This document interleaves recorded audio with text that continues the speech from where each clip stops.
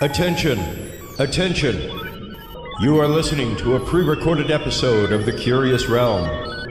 Curious Realm is busy traveling the vast void of time and space to find the best paradigm-changing content the universe has to offer.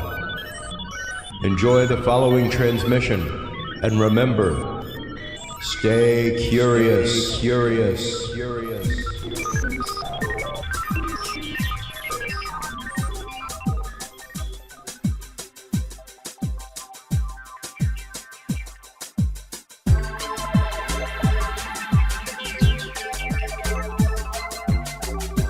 Coming to you from the City of the Weird.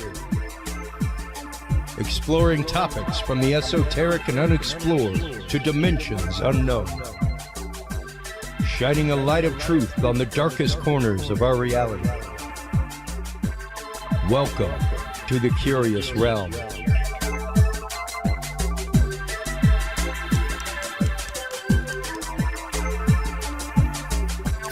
Well, hello everybody, and welcome to this special pre-recorded episode of The Curious Realm.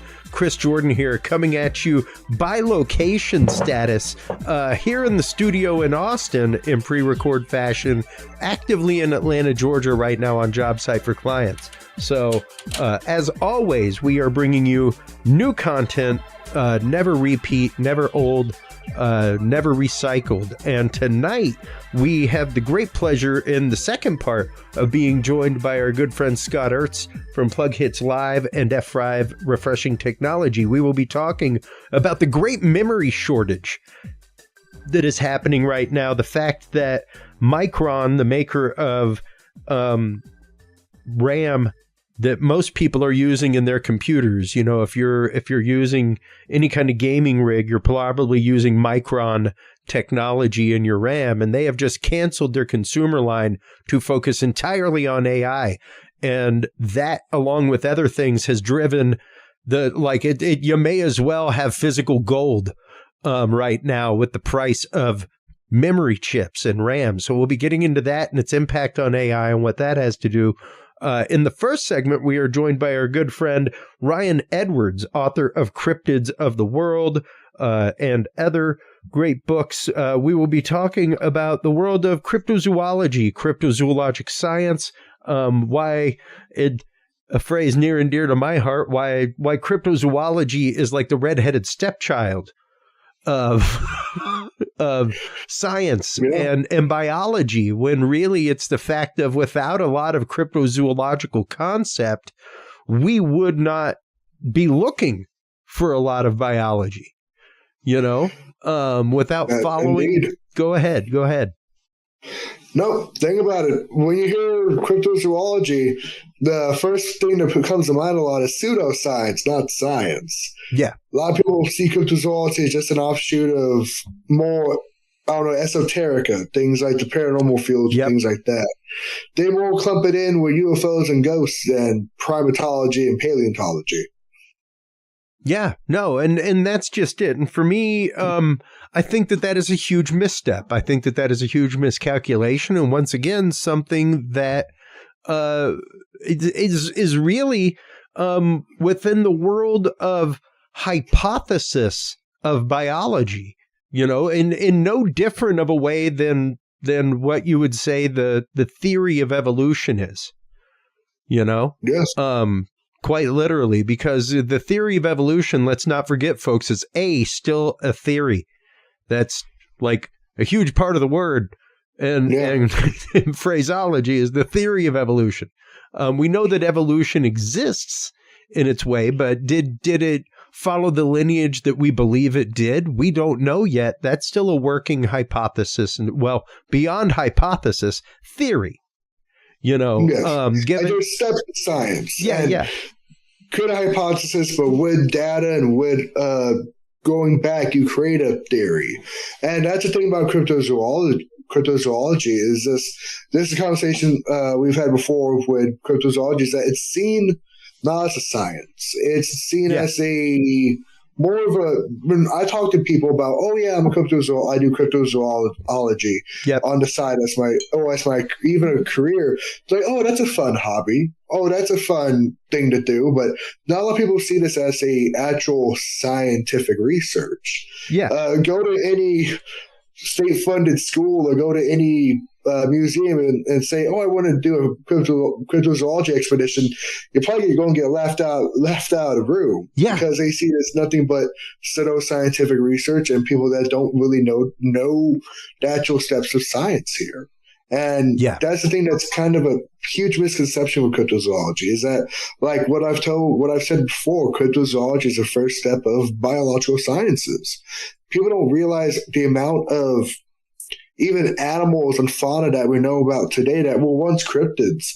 And of course, people bring up things like the coelacanth, the okapi, giant pandas, things like that, but also not just what we've discovered, but what we will discover and all the correlations within the world of cryptozoology and known sciences. Well, that brings up a big point, especially coelacanth, because that's a big one that always gets brought up. And King Gerhard, our mutual friend, will always make the point that the coelacanth is not cryptozoology. The coelacanth is reemergent species.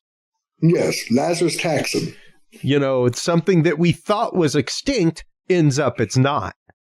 That's different necessarily than cryptozoology in and of itself. And cryptozoology is really defined by the fact of like you've got the hypothesis that something exists because you have heard story, you have heard tale, things like that. And is it investigating mythology in that kind of way, like sitting back and studying Edith Hamilton on the weekend? Absolutely not.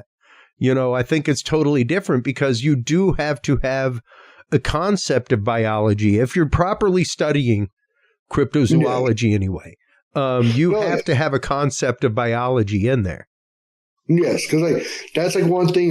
Even I bring up with kin is the coelacanth and certain other things that people include as cryptids. It's not really a cryptid. What I would include is something like Architeuthis or the giant squid. Yes, there were legends of giant squid for millennia. There was legends of the Kraken, of course, of a Norwegian folklore up in that region. And then it wasn't until the 1980s, 1990s that we discovered, there are giant Architeuthis giant squid with 40 to 60 feet long, living in the bottom in deep oceans. So we had the old traditions before we discovered the animal. Another great example, of course, everyone brings up is gorillas. Not a lot of people realize, but gorillas were talked about in folklore for thousands of years before they were discovered. When Europeans first crossed into the Golden Coast of Africa, along the western coast of Africa, they didn't really venture deep into the mountains yet, but they heard legends of these wild men that lived in the woods, these large, hairy people that lived out in the woods, very akin to Bigfoot. And there were stories of these animals for hundreds of years, and it wasn't until into fairly recent decades, centuries, that we discovered the mountain gorilla. Same thing with a lot of creatures. For instance, the okapi, a well-known ungulate species. That looks kind of like a zebra, but it's more related to a giraffe. When Europeans first entered Africa, they thought this was some type of unicorn, some type of mythical creature that the natives talk about, but it's not real until they discovered one. And that is a truly of cryptozoological nature, of a cryptid, because there's an old tradition. There are stories about it until it's discovered. Yeah. And that's the thing with cryptozoology is all of us cryptozoologists are kind of on the road to discovery of these animals. And usually discovery does take a while. You get data. You have to analyze the data. And with that, you use the scientific methods. You don't just one thing I always tell people all the time is cryptozoology isn't just a bunch of good old boys out there with shotguns hunting Bigfoot. It's looking at the sciences and also bringing in sciences into this. Because if you have all this information, why have it if you're not going to analyze it later? Why know about dermatoglyphics on Bigfoot casts? If you see dermatoglyphics or what we call friction skin, why have that data if you're not going to research it later? things like that. And bringing in pre-existing knowledge into the field. That's why I love when outside researchers don't start with cryptozoology, but come in from the outside world. People like the late Jeff Meldrum, Maria Mayer, Esteban Sarmiento, that were already well-established scientists and researchers. Then they fall into the world of cryptozoology because they see the actual science in this field. Well, and it's the fact of it. Hold on, there it is. My favorite scientific reference book that I have, Strange Phenomena. This goes through phenomena and anomalies, things like that. Natural phenomena that occur in the world around us, that kind of thing. And that's just it. That's one of the reasons that I keep saying that I love the relabeling of UFO to UAP. A lot of people hate it. I love it because it ends with phenomena, an anomalous phenomena. So the idea that anomaly is part of a scientific data set, phenomena is part of a scientific data set. Once you say something is a phenomena, or that there is some kind of phenomenology at work, science is then incumbent to look into it and disprove the phenomena or repeat the process of the science and have the science happen that time without the phenomena. You follow the same methods, you follow all of it, and does the phenomena occur whenever you do it? That's what proper science is. Yeah, it's ideas of even experimenting and phenomena. Like, for instance, when it comes to cryptozoology, when it comes to researching cryptids, I would rather use the word phenomena than anything because, for instance, Bigfoot, Sasquatch. You can say, oh, that's Sasquatch, but you can say that's Sasquatch phenomenon because you have same characteristics, all that, but we don't know what it is yet. Yeah. So it's a phenomenon. We don't know for sure what these creatures are, even if they are creatures in the first place. I always bring up the ideas of Schrodinger's cat. Until you discover something, it's all things all at once. And that comes into cryptozoology a lot. And being able to actually look at data and collect stuff like that, and knowing knowledge of zoology and other biological sciences, because when it comes to cryptozoology, knowing biology is very important. Like, for instance, we'll bring up certain cryptids around the world. Like right now, one group of cryptids I've been researching a lot recently is like unknown felines. The black cats seen here in Texas and East Texas and parts of the United States. A lot of people, well, there's a big black cat. So let's break that down. What's more to that? Let's ask the questions. Okay, it's a big black cat. Are there indigenous black cats to this region? There aren't. So what could it be? And then you have to know ecology. You have to know zoology. So could there be misidentifications? Well, possibly. But then we realize that genetics, there are no known black mountain lions, mountain-nesting mountain lions. And you have to have at least a little bit of knowledge in genetics for that.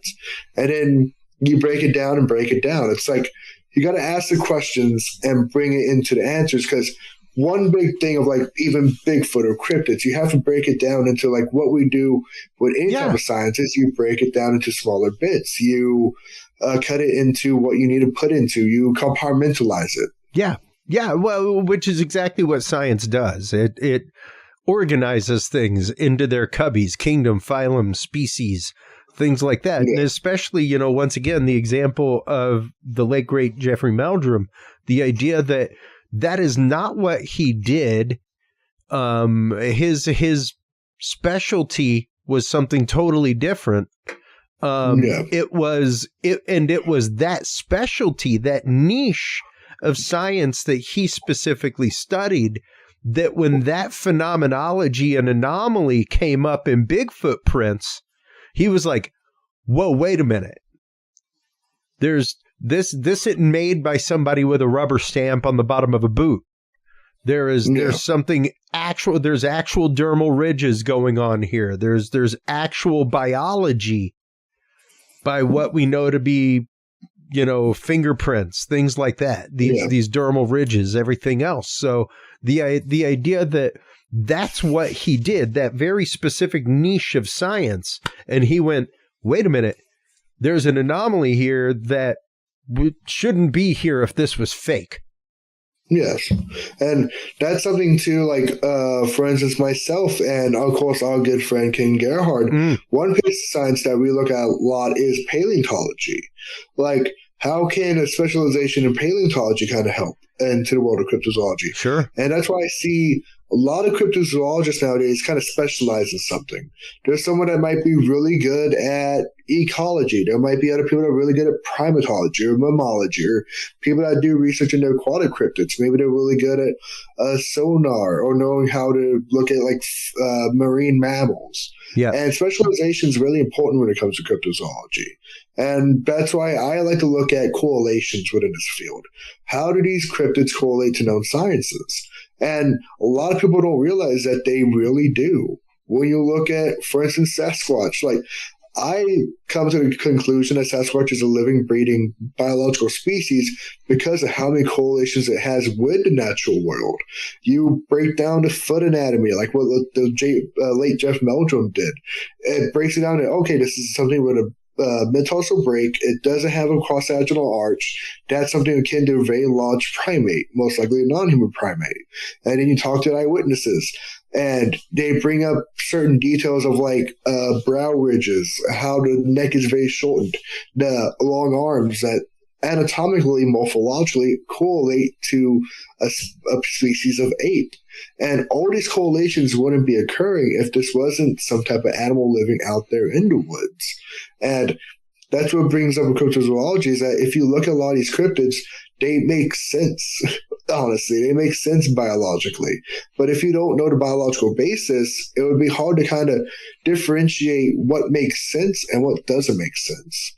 And then you get into the kind of the more, well, some people like to say woo, but I just still say it might be tomorrow's science. You get cryptid phenomena like the Goatman phenomena. You get Dogman phenomena. Especially Dogman, it's kind of like the new kid on the block when it comes to cryptozoology. But then you break it down, you're like, okay, there's certain things occurring here that don't make sense scientifically, at least known science. Sure. And that's one thing that I really make an emphasis on for people is known science, not just science in general, because science is always changing. That's right. Theories change, hypotheses change. If the data comes in that changes the hypothesis or a theory, you have to go back and rewrite it. And that's something that not a lot of people do, because one thing that gets involved in this is a lot of ego too. A lot of people aren't willing to go back and change ideas and create new theories because of new data. Yeah. And for instance, myself, when I first got into the cryptozoology, I was very much everything's flesh and blood, everything's flesh and blood. But looking at data, talking to eyewitnesses, getting in the field, I've changed my mind on certain things because the data says so. Yeah, no, exactly. And I mean, and that's just it. That's a dangerous line that you have to walk. It's as a scientist, and even as a citizen scientist, is are you investigating for the sake of pure investigation and scientific inquiry, or are you investigating to prove belief in what you believe? And also the fact of, like you said, the day that science stops growing or evolving, it becomes doctrine. It's no longer science, it's doctrine. And you know, the example I give all the time, here it is out of Live Science, like, why is Pluto not considered a planet? When I graduated high school in 1993, my astronomy teacher it was the last semester that they did astronomy at my high school. I got the highest grade that anybody ever got. It was pretty much like 110 for the whole semester. Only academic award I ever got. But she gave me the teacher's book. Because she was so impressed, and she's like, you have such a love for this, such a passion. That book lists Pluto as a planet. My son's chart on his wall does not. That's where science has come in my lifetime. Like, a planet is no longer a planet. It's a planetesimal now. It's something different. But definitions have changed. They've been honed down, and we've realized that there's various category as opposed to just the hardline definition that we once had. So that kind of stuff is what makes science forever non-static. Yeah. So yeah, we've got to be willing to move and flex with science. We've got to be willing to change with science. Yeah, for instance, like another area of science that I love researching is like paleoanthropology, or like human evolution. And one of the reasons why I love it, I feel so much, is how much it changes. Like, all it takes is one human discovery to change the whole outlook of human evolution. Look at, in recent years, have we discovered so many other human-like species: Homo longi, Homo floresiensis, Homo naledi. All these species of humans, Dragon Man that we didn't know about, especially Homo naledi. This was a later human-like species that lived alongside humans, but that were most likely living in trees and were very archaic, even though they're in the past couple 100,000 years. So that changes ideas. That changes hypotheses. Like, okay. And then what I love doing, especially when we get new human discoveries, is bring up Homo naledi. These were a small human-like species that were about maybe 4 to 5 feet tall. And they lived alongside humans. They were actually fairly recently evolved. They weren't like early humans at all. They lived alongside us Homo sapiens. Okay. And in the region of Africa where they were found, there are stories of little human beings living in the woods. Animals like the agugwi and other hairy humanoids that are considered cryptids. And I'm like, okay, that's funny how even before this, when Australopithecines were found, the native cultures were talking about little humans, like little furry humans living in the woods, very akin to how we see the small Bigfoot creatures living in Africa, thousands of years before we ever discovered early human-like species like Australopithecus and Paranthropus. So could that be a correlation right there? That's a possibility. And that's the thing is, we might not know the answer yet, but with enough evidence, enough data, maybe we will know the evidence. Another great example is the Ebogogo. The Ebogogo, or literally means ravenous granny or hungry granny, is a legend from the island of Flores.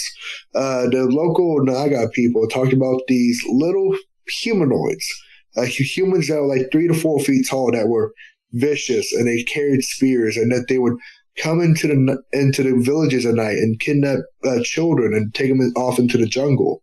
And this is a legend along Flores for thousands of years, until we found the Homo floresiensis. Homo floresiensis was a little human species that lived on Flores up until maybe the last 50,000 years. So, again, funny how the indigenous legends are bringing up a creature that we didn't know about in Western cultures yet. And even the scientific papers didn't even know about it yet until like 2006, 2005. And you see a lot of this happen around the world. Well, and that's just it. The idea that we have numerous branches like that of humanity, and I'm bringing up Homo floresiensis right now. The idea that we've in the last few years found Dragon Man, almost 10 feet tall, with the cranial volume about 2/3 larger than average. Denisovian, all kinds of things. So and even the Hobbit people, from New Zealand. And it's funny how it's one thing I always tell people is, when you tell people that at one time the planet Earth was like Lord of the Rings, you had a bunch of different humans that lived alongside each other. Maybe there's no Sauron and Great Ring or anything like that, but there was all these human offshoots that lived alongside each other. And we existed like that for almost a million years, from when Homo sapiens first evolved. So for a million years, we lived alongside other humans up until, let's say, most scientists say the last 10,000 years, when the last Neanderthals supposedly died out. If we lived alongside humans for so long, why wouldn't today be any different? What if we still live alongside other human species, but they've learned well enough to avoid us, and now we have legends of the Almas, Sasquatch, the Abogogo, the Agagui, the Chachuna. Maybe a lot of these cryptid stories are other human species that lived alongside us that have learned to avoid us because they see how destructive our species is. Yeah. And I'm trying to find it right now. It's in the Hirsch Mountains, if I'm not mistaken. But there was an actual sighting of a caveman all of a few years ago. Oh, yeah. That was like, when you see the pictures of it, it's absolutely phenomenal. And I'm trying to find the article right now. I can't remember exactly what the headline is. Gotcha. But hold on. German hikers photograph caveman. Come on, AI, find it. Yep, there it is. Mysterious Wolfman is what they called it. But whenever you go and look at it, like, that is wild. That looks like a person, just archaic person, but looks like a person. And that's also the funny thing they brought that up in Germany. I'm trying to remember which village it is. I can't remember the name off the top of my head, but there's a village in Switzerland, I believe, that does a festival every year about these. Otze? Huh? Otze? Is that it? Not Otze, but it's a festival. And they do it every year about these wild men that they lived alongside. And these wild men that lived in the woods, and they call them modern day trolls. But they talked about these trolls that had large brow ridges, large noses, very short necks, and that were very sturdy and very stout. And a lot of archaeologists, people like me as well, believe that they're referencing Neanderthals. Maybe it's a cultural memory of Neanderthals, or it could be a story of maybe surviving Neanderthals into the modern day. Yeah, and Wild Ma is it, the wild man. Yeah. So, yeah. So, the celebration of Kleinbasel begins when the Wild Ma sails down the Rhine on his raft to the sound of drum beats and gunshots. Yeah. And it's funny how people don't realize a lot of these, like, cryptids and things like that, it could be a part of everyday life. Like, I tell people this, go to a lot of churches, and you'll find, especially in Europe, they have stories of the Woodwolves or the Green Man. Mm-hmm. And these green men were seen as, a lot of times, as pagan gods, but they're also seen as wild men. Woodwolves literally means man of the woods or woodman. And they're seen as these wild, hairy men that lived out in the woods in early European ages. And later on, historians nowadays say they might be stories of maybe people that have lived into the woods and maybe have become feral or have become kind of more human, maybe more naturalistic. But other people have created theories that maybe these were surviving Neanderthals. Maybe these were the cryptids of the Middle Ages, you might say. These were the cryptids of their day that might be even referenced into the modern day stories. No, precisely. And that's just it. Like, all these things, once again, source from somewhere. They source from oral histories. They source from legends. And, talking earlier about, like, it's not like you're sitting around, reading Edith Hamilton's mythology. No, but you are studying cultural myth. You are studying cultural legend. You are studying those kind of things. And that's something that we've talked about whenever we had Adam Davies on the show a few years ago. He's been out on numerous expeditions looking for Yeti, all kinds of things. And he's like, it begins with stories, and from there we get into the science. And does the local area support that? Go ahead. And that's kind of a forgotten thing when it comes to cryptozoology. It's not just folklore, but like anthropology. How can we look at human culture and like what you said, it starts with a story, like what Adam Davies said, is if we start off with the stories and start off with that, then go into science and look at the anthropology. And even one thing that kind of is interesting research in modern day is like etymology, like breakdowns of names, like how almost every native tribe has some type of story of a name of a Bigfoot-like creature. Sabin, the Myadectec, all these names for the same type of creature that's described as modern-day Sasquatch. There's old traditions, and that's something that even myself as a cryptozoologist, one of the biggest things I look for when any cryptid investigation is, are there old traditions of it beforehand? Were there stories of the natives talking about it before Europeans came in? Because a lot of times when other cultures come into areas, they kind of bastardize the native cultures. They kind of change the old traditions and change into what they know as the European side or whatever is coming into a new area. And that's why the folklore of indigenous storytelling is so important when it comes to cryptozoology.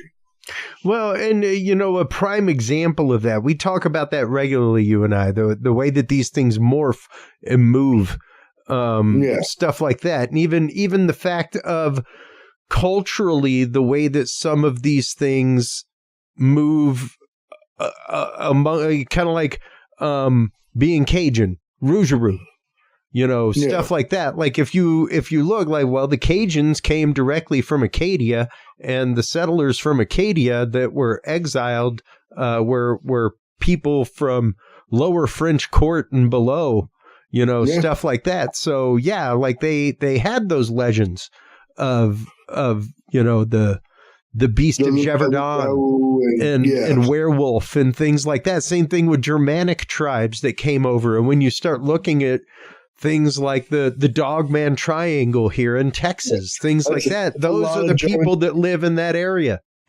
Yeah, it's a lot of German-speaking areas. And that's the funny thing, too, especially with the Dogman phenomena. Look at a lot of the places where Dogman stories came from. Midwest, parts of the South, parts of the Appalachian. And if you look at all these areas, there's a large German influence culturally, and sometimes a large Scotch-Irish influence. And a lot of those cultures have a lot of stories of werewolves. Absolutely. And you're like, okay, could these old traditions be affecting this modern-day cryptid? Because if you had stories of werewolves hundreds of years ago, why wouldn't you have it today and turn it into a modern-day cryptid, the modern-day Dogman phenomenon? Yeah, no, precisely. And it would translate right over in that kind of way, Ryan. The fact that, because those stories don't leave you culturally. Yeah. They just change. They just morph, and a prime example of that is the Wendigo. Yeah. That's a great example of a traditional story, a traditional entity. It was really like more a form of madness that overtook people, things like that.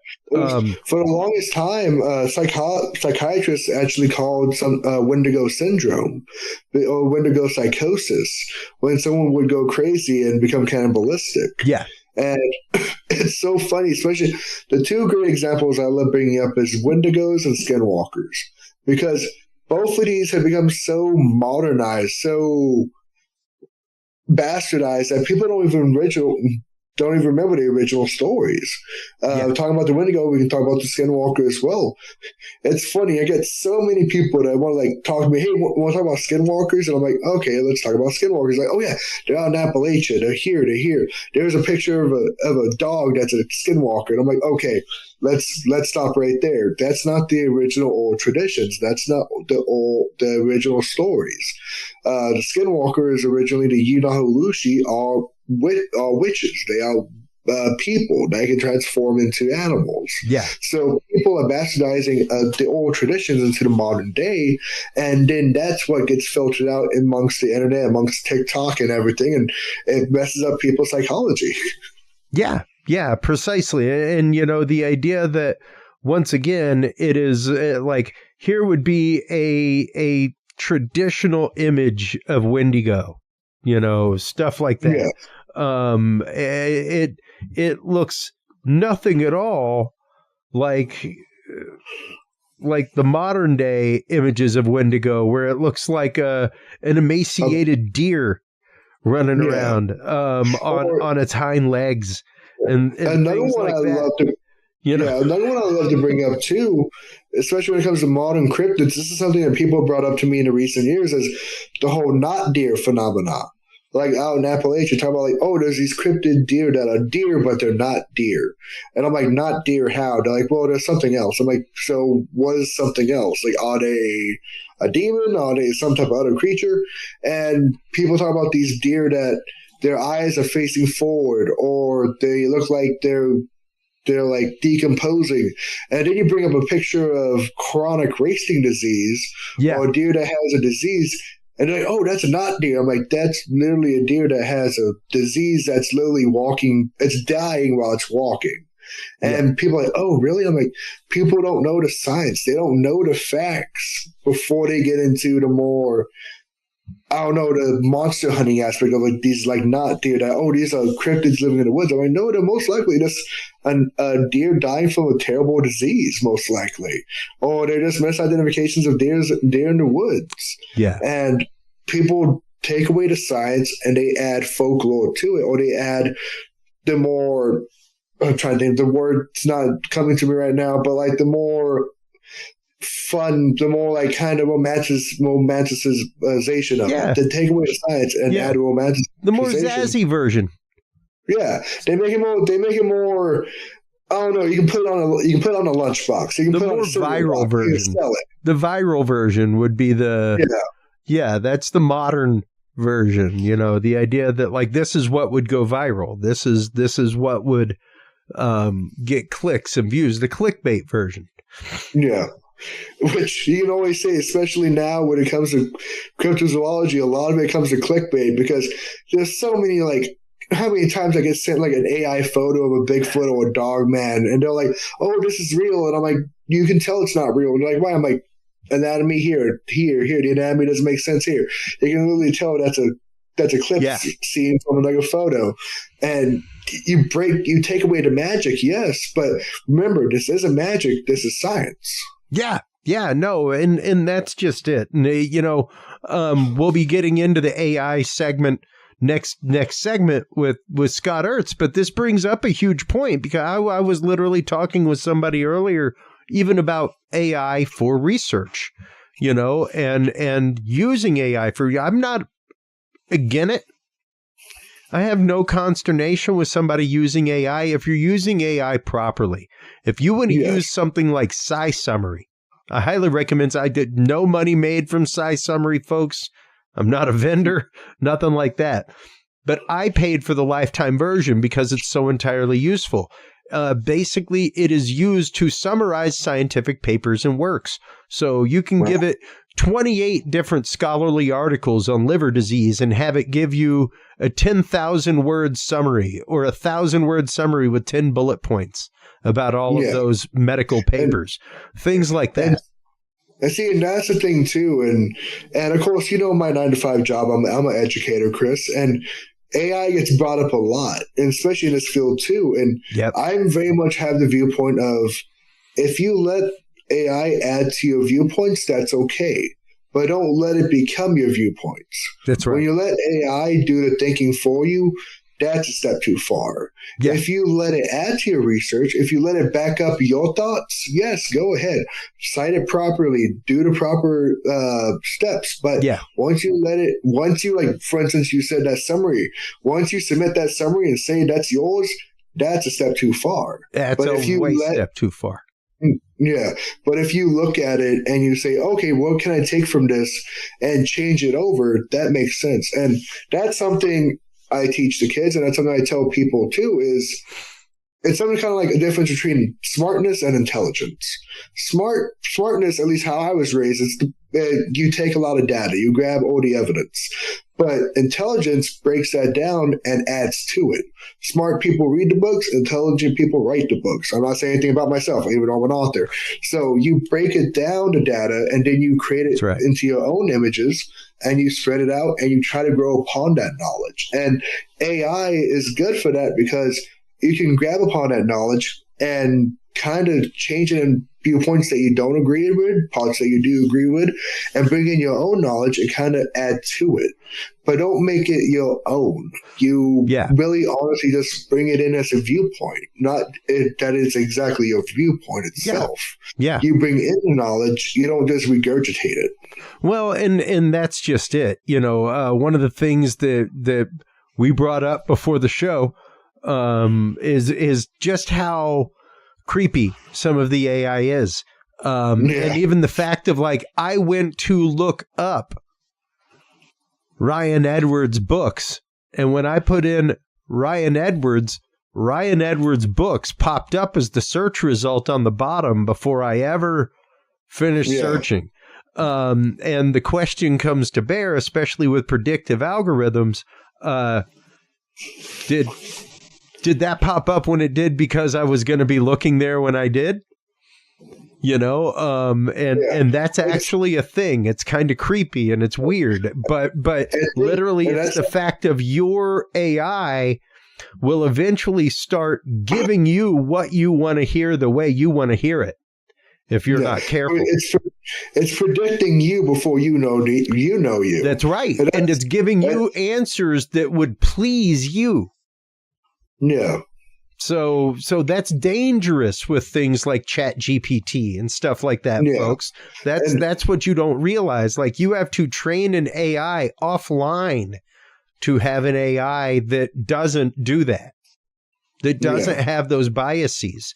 And I will say right now that, yes, using AI to cull data in that kind of cold scientific way. I was talking about this about remote viewing with somebody for a 2-hour conversation today. My old monitor, and the fact of, that the plus side of doing it with AI and culling the data with AI is that it is cold. It is calculating. It's not going to have the same bias that you have when it comes to that. And it may actually make you look at the data in a different way once you're able to cull all that data together and process it as one whole data set, where it's hey, this is the way that I didn't even look at it this way before, but now that I see the data in front of my eyes, I can't not look at it.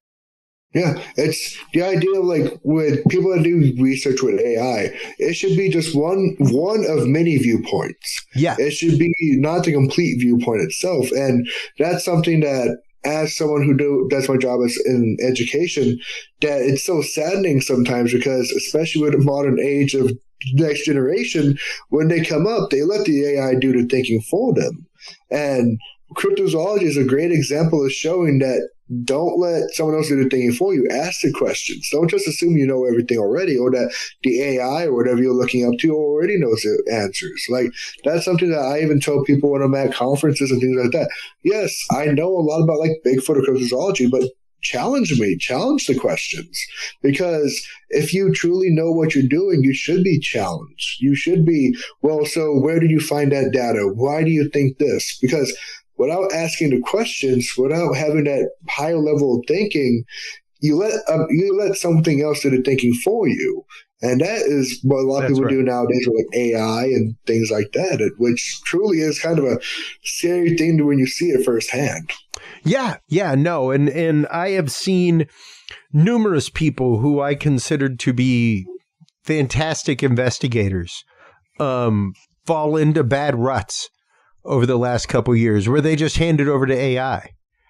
And it's one of those and once again, if you're going to look at the data set in a different way because of that, fantastic. But if you're using that to, once again, support what you already think, much like we covered with Anne Celine and things like that, and with you before, the question is, are you investigating something and researching something for the scientific sake of researching it? or are you researching it for the sake of confirming your belief? Yeah, and that's why there's differences there. Yeah, and that's why it's kind of a thing that when people talk about like this research, I get that statement all the time. I want to prove it. I want to prove it's real. I want to prove Bigfoot's real. I want to prove Dogman's real. Well, if you're looking for proof it's real, you're going to find that data. And yes, I think these animals exist. Yes, but don't say I'm trying to prove they exist, because you already have a bias right there. And that's something that not a lot of people realize too, is within the scientific field is biases are everywhere, and people don't realize their biases until they do the research. And if you're trying to prove if I'm trying to prove ghosts exist, I'm of course going to find that data. But if you say I'm looking for evidence for ghosts, I'm looking for evidence for this, fill in the blank, looking for data that supports the existence of. And then that makes sense. That's the scientific way. Right. But if you're saying I'm trying to prove it, I'm looking for the proof, that scientifically doesn't make sense. It's not what you do, because you're going to skew your data. You're going to skew your research into a direction that you don't want to, because you're not going to see other perspectives. Yeah, you're going to massage your data at that point to make sure it fits in smoothly, and that creates problematic issues. And the idea of having that mentality, the idea of doing that, and a lot of people do it without realizing it, I think, Ryan. And it can be troublesome. It can be an issue, and you have to be willing to step back from things and see that. And I've always made the statement whenever people ask me, like, do you believe in UFOs? I say, absolutely not. I don't believe in UFOs. Believe implies faith. Yes. I don't have faith UFOs exist. I know they exist. Yeah. Because UFO, unidentified flying object, or UAP, unidentified anomalous phenomena, these things exist. They are there is a 3 to 5% range of things flying through our sky that we have very minimal data on, but the data that we have on them matches to the fact that it ain't something that we make or do, So I have zero doubt in the fact that they exist. They exist. Now comes the looking at the data. Yes. So I'm not trying to confirm my belief in UFOs by investigating UFOs or looking at data sets on it. Yeah. And that's important. Go ahead. Sorry. Yeah, that's the thing too, is like what I say too, like what to back you up, like I always tell people the number one question I always get is, do you believe in Bigfoot, or do you believe in Chupacabra? And like what you said, I always tell them, stop. This isn't about belief. It's about science. It's about knowing these animals exist. Do I know Bigfoot exists? No, I have not seen one, but where the data leads me, where my researchers lead me, is that most likely these animals exist. And until it's discovered, I'm always on both sides, because Schrodinger's cat, until it's discovered, it's all things at once, including not real. Yeah. So do I truly in my heart of hearts believe Bigfoot's not real? No, but it's not about the heart. It's about the mind. It's about the science of it. That's right. If you think with your heart in science, you're not going to go the right way. So you got to think with your mind and break down, like, where does the data lead me? What does the data show? And how can I collect that data properly? Yeah. And that's what the science of this is truly about, is not just believing in something, not just having a faith in something, but knowing something exists from the data, from the evidence, that's it. Looking at it properly in a scientific lens and knowing the truth, not just the proof, but the actual truth. Yeah, precisely. And having that, once again, the attitude of being able to step aside from that, the attitude of being able to step aside from trying to prove or disprove what you believe, and just getting down to the actual scientific fact. Because yes, you can say the same thing with Sasquatch. Do I believe? That's inconsequential. What is consequential is the fact that a preponderance of data that is out there in the scientific study of Sasquatch and other said species points to the fact that, yes, there may be something there. Yes.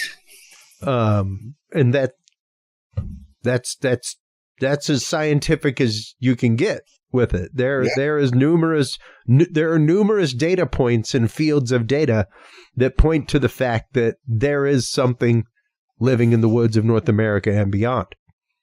Yes, the data and the evidence suggests that. And that's one thing, too, is we got to look at it in the first place. And when I go to conferences, when I go to events, there's so many people that maybe have heard it about Bigfoot or Sasquatch on TV, or they've read a book, or they watched a movie, but they don't go that next step. They don't go, okay, maybe if this thing is real, let's look at the evidence. Let's talk to researchers like myself, like Ken Gerhardt, Adam Davies, Lauren Coleman, Lyle Blackburn. Let's talk to those people. Let's go to a conference. Let's read this book about primates. Let's look up stuff about human evolution. Not a lot of people go that extra step, but that's what the science really needs, is to go that extra step and ask those questions, because without those questions, you can't get to the answers of these things and the phenomena. Yeah. No, and that's just it, and you have to be willing to, it really is that classic form of the Einsteinian thought experiment, and being willing to have the thought experiment, being willing to step outside of the comfort zone and the box. And it's interesting to me, whenever I gave my presentation at Symposium of the Strange about investigating and, looking at paranormal data, looking at how to examine paranormal data. That was part of the presentation, was getting past biases and getting to the point of seeing data as data, calling data exactly what it is. Don't call it evidence. You haven't come back and, for you to come to a scientist and say, I have evidence, I have a picture. No. You have a picture. That is a point of data. Yes. That is, or a point of datum in a data set, is what that is. So you have datum that you think is anomalous that needs to be examined, is what you have. Yes. And we, as examiners and researchers into the world of paranormal and parapsychological and cryptozoology and UFO, UAP, need to be willing to step out of our zone of discomfortability into their zone of definition in such a way. And they as well need to be willing to step out of their very hard to find box of definition and let us pry one corner open so that they can think outside of that box for a minute, and realize that, there may be something there if they're willing to look at it in the thought experiment style of science, if they're willing to look at it in the hypothetical means of science, which, once again, you're allowed to hypothesize any crazy old thing in science. It's through the experimentation and red team, blue teaming and things like that hypothesis becomes theory or not. Or you go back to the drawing board and you come up with hypothesis number 2. Yeah. And that thing is like what you said, is kind of finding that common ground and getting out of that comfortable box that a lot of people stay in. And one thing too, especially when it comes to this field, is the loss of ego.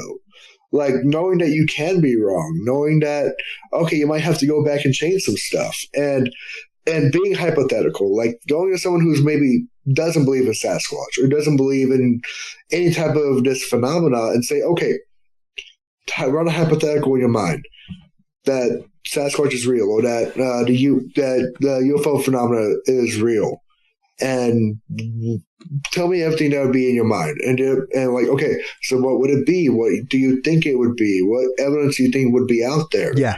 And then have them run that thought experiment, and then, okay, so here's the evidence the data that I know, here's this data, and let's see where it correlates in your thought experiments. And people aren't willing to really do the thought experiments because they don't want to be wrong and they don't want to look outside that box. Sure. But you have to be willing to look outside the box and see what this phenomena is, because especially cryptozoology, there is a lot of science that people don't realize is here, because they hear cryptozoology and they think, oh, this is pseudoscience, this is just a bunch of monsters. years. They're not willing to see that next step, that over the hill, and see the real science of it. That's right. That's right. It's no different than the difference between theoretical physics and physics.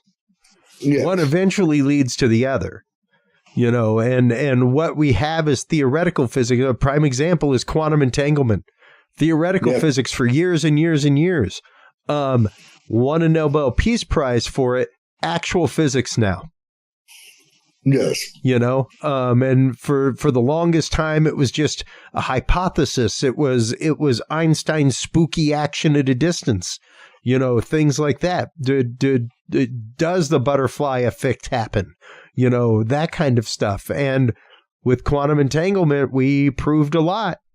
We found a lot, and it changes a lot of the foundations of hypothesis when it comes to physics and what to do. So we have to be willing to have that open mind. There were, until it won the Nobel Prize, there were still people trying to discredit it, Yeah, and that's also the thing, too. A little thing I like to tell people as well is just because something is out of normal, something is something that we don't know, doesn't necessarily mean it's not science. Maybe things like what we hear with metaphysics, like telepathy, things like psychic nature, Bigfoot's having mind speak, things like that. Yeah. What if that's not today's science? What if that's tomorrow's science? Never, ever disprove tomorrow's science, because what might be seen as magic today will be science probably tomorrow. That's right. Because that's how it works. At one point, people never would think there'd be a thing that can move around a person without a horse. Now we have cars. People never thought humans would fly. Now we have airplanes. It's the same ideas, is that don't discredit something just because it doesn't exist yet, or just because it hasn't been researched properly by science yet.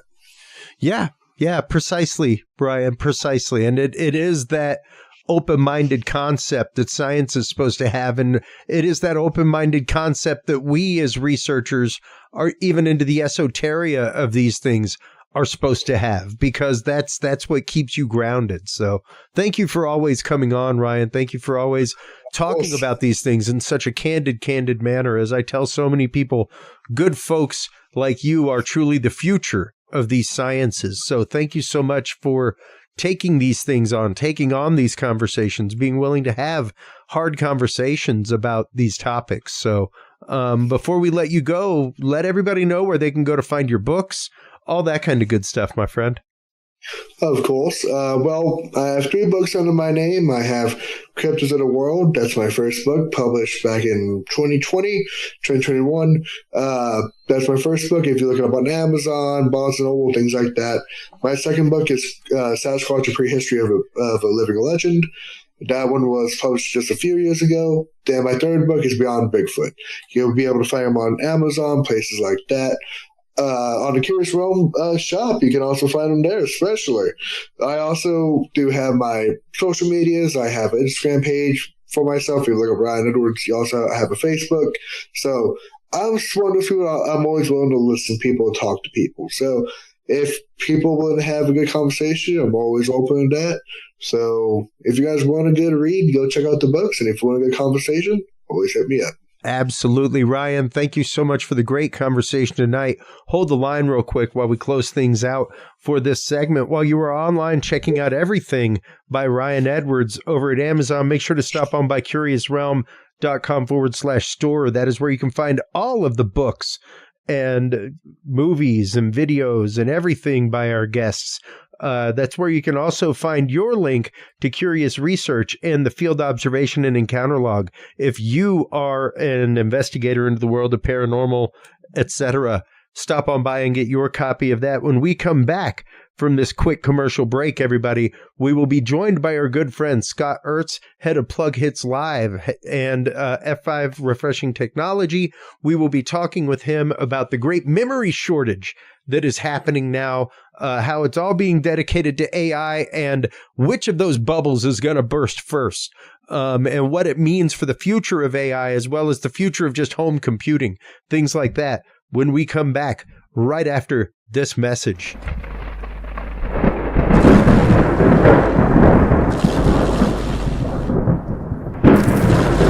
The key to good science is good research. At the heart of good research is a good data set. With the field observation and encounter log from Curious Research, you can easily keep track of your investigative information all in one place, making it easier to review cases and readily see comparisons and contrasts between them. Whether out in the woods squatching, in a back room gathering EVPs, or using high-tech gear to track UFO, UAP activity, this easy-to-carry, pocket-sized scientific data log is the perfect companion for any field researcher. You can find your copy of the Curious Research Field Observation and Encounter Log at Amazon.com or visit the official Curious Realm store at curiousrealm.com/store to reserve your copy for yourself, your family, or a mind that you want to open. That website again is curiousrealm.com/store.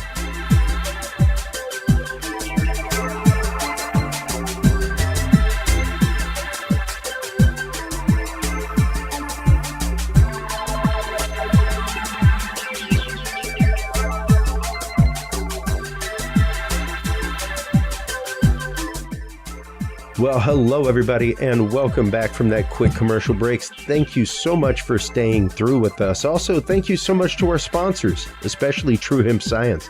If you are a user of CBD products like I am, stop on by TrueHempScience.com today.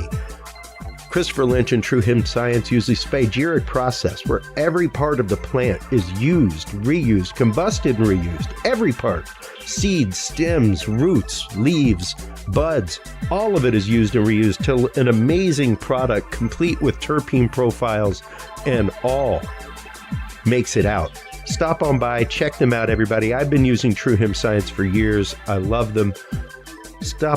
TrueHempScience.com is the website that you want to go to. Curious7 is the code that you want to use to save 7% off your entire cart of $50 or more and get a free edible on your way out the door. Our guest in this segment is the amazing Scott Ertz. He is the host of so many things, from Plughitz Live Radio to F5 Refreshing Technology, Pilch Point with Alvin Pitch, as well as one of the heads of the Tech Podcast Network. They just got done with their amazing, as always, coverage of CES in Vegas. Welcome to the show again, Scott. How are you today?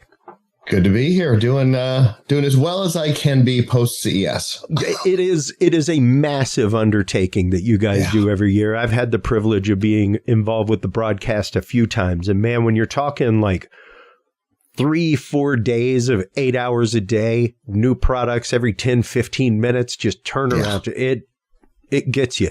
It is a draining experience beyond sitting at a table and just doing interviews at the conferences like what I do. It's on another level. So I'll tell you, this year was good. It wasn't our best, but it wasn't our worst.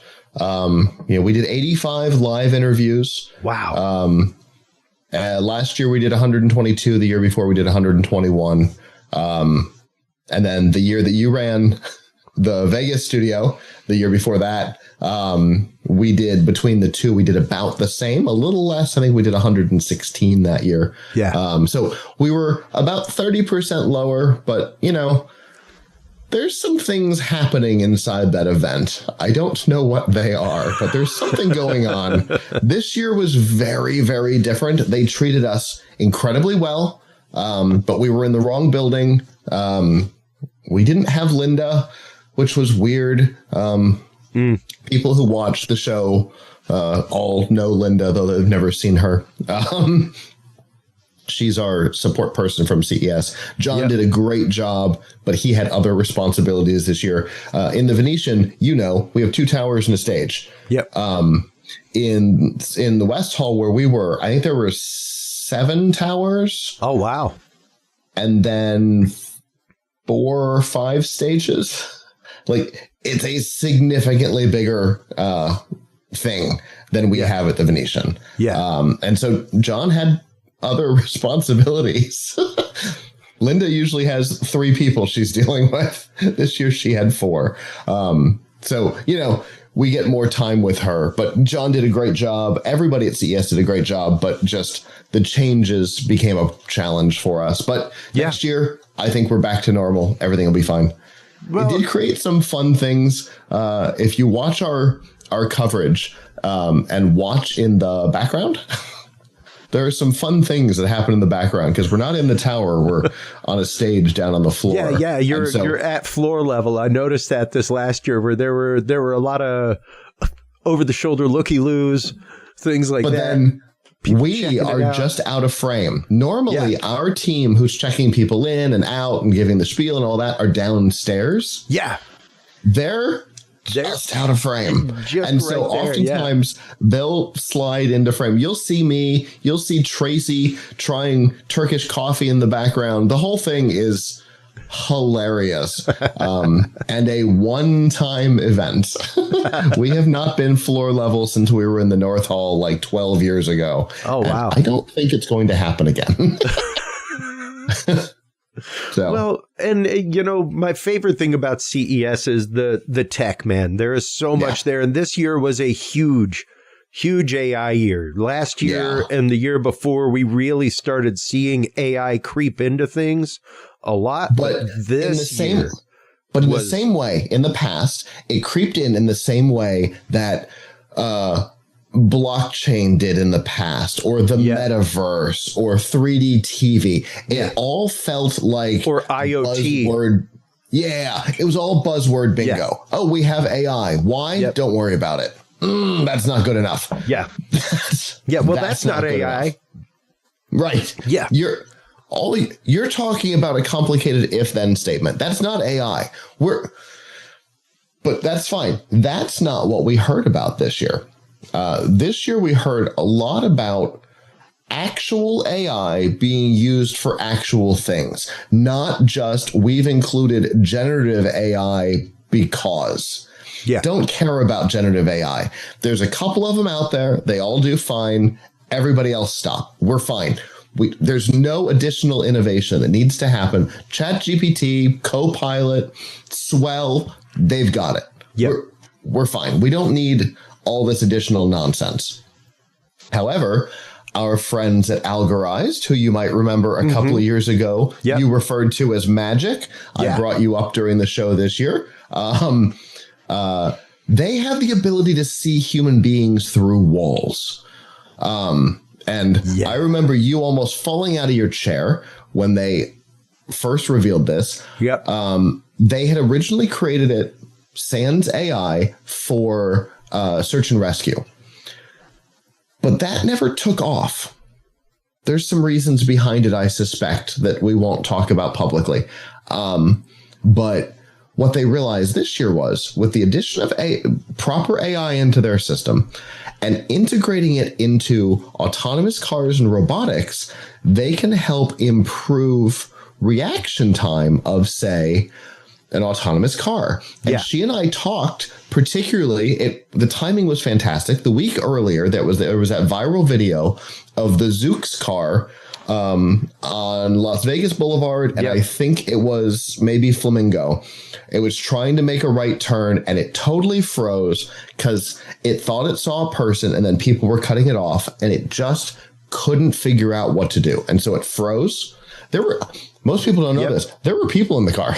Yeah. I found that out later. There were people in the car. Now, luckily, Zoox has a big red uh-oh button that the people, I've been in it now. There's a big red uh-oh button you can push, and it'll stop, the doors will open, and you can get out. But with their technology, it would have been able to identify, A, that it wasn't a human being. Yep. It was a pole or something. And B, if it had been a human being, imagine this. As it is now, a car, say a Tesla, coming down the street, doesn't know that a person exists until they come from behind a building, and then has to make a quick and immediate decision. And what do all autonomous cars do? Full stop. Yeah. But with Algorized attached, they can see the person through the building, and they have a lot more time to make a calculated decision. So they can slow down, they can change lanes, things like that, all to avoid harming a human being, which is what Algorai's whole business thing is about protecting human beings. Yeah. Yeah. And so she did a huge pivot this year. I think it's super cool. And we gave her the Best of the Best award this year. Oh, wow. Because what a cool pivot and what an actually interesting use of AI. Not, there's a pendant and you can summarize conversations you've had. Don't care. Yeah. Yes, that might save you 20 seconds. Don't care. Copilot can do that in your Teams meeting. I don't care. Yeah. This is actually going to save lives. Rock on. That's AI for good. And that's the kind of thing we saw this year was AI actually being used for things, not just AI because putting those letters on a product moves made a product. investors all tingly. Yeah. Yeah. and especially whenever you're talking about things like that, the idea of leveraging technologies in that kind of way, making them talk in that kind of way to future-proof new technologies and things that are hitting the market. Like one of the big things we've had here in Austin is Waymo cars. They've stopped Waymo during certain times of day in Austin and banned them from the roads because they've 18 times in the last year passed school buses. Yeah. Who were stopped with their stop signs out, actively letting children off the bus. The car's just like, yeah, I don't know why you're stopped. It just passes around the school bus. Things like that. So the idea that this technology would let Waymo see the person through the school bus. Yeah, none of it's as good as the Waymo that went through the police shootout, though. Yeah, yeah. That one also had people in it. Yep. And I mean, the standstills where Waymos don't know what to do with each other. They don't know who has the right of way, so they both just come to a stop. My favorite two are the one. I think there were two or three of them that were just circling a parking lot because they didn't have any idea what was going on. And then the actual Waymo DDoS attack that happened in LA a month or 6 weeks ago. Oh, they all got trapped in a cul-de-sac. Just incredible. And trapped. That brings up some interesting things, the idea of being trapped, because right now I think we are coming to a point of funnel, Scott, when it comes to technology, when it comes to what's happening with especially right now, what a lot of people don't realize. I have a friend of mine that was building a gaming system at Christmas for his son. And I was terrible timing. I was like, you're going to do it. You better do it. You better do it quick. Yeah. You better do it by yesterday. Real quick. Because there is a massive shortage, folks, in specifically DDR5, which is mainly what's used on most AI, things like that. You're looking closer to the DDR5 range than the DDR4, but it's caused a huge upswell in the pricing for DDR. Like I literally have stacks of server DDR4 memory here at my house. And apparently I'm sitting on a gold mine, Scott, without realizing it. But with this huge shortage comes, how do you get your computer into the future? How do you begin looking at building things? And especially with AI taking off the way it is, it seems like all of the memory coming out is being earmarked for that. It is. Because the companies who are building the data centers are able to purchase in bulk and purchase ahead, put the money down. You can't do that. You can't contact, I don't know, let's say Razer, G-Skill. You can't contact G-Skill and say, I'd like to order a stick, 2 sticks of, 16 gig DDR5 RAM. I will pay you now. And I will take delivery in, 3 months. You can't do that, but Microsoft can. right? Yeah. Microsoft can write a check for all the memory, all the chips, everything they need to build a data center.